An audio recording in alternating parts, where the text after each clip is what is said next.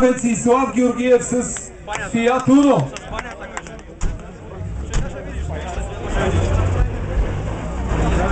Вътре сте рекордни фотки ли сте? С фуги, с всичко. Ако някой да се окарва, това е съвсем сериозно. Гюрано е вътре.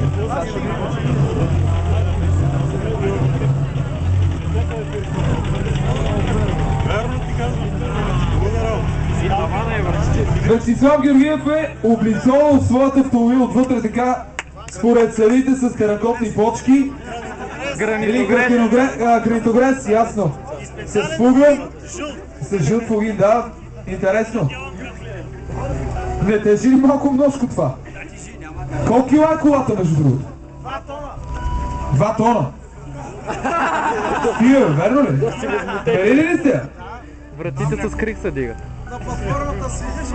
Вратата е 100 кила. Това може би е първото Уно, което тежи 2 тона. Важното е обаче да видим какво ще покаже тук уреда от след килограмите. От 0 до 100 с календар ще трябва да бъде.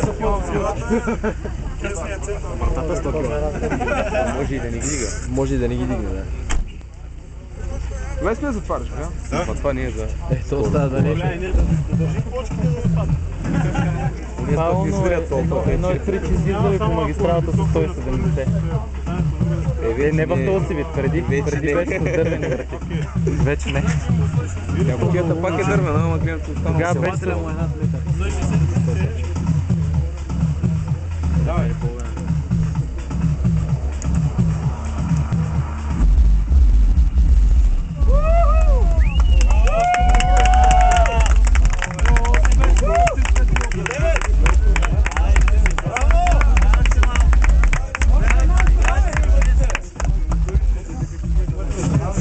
Сто 45,9 са затворени врати. Табицелята с гранитогреса върши сериозна работа. Алуминиевата намотка беше пръскала вътре на това.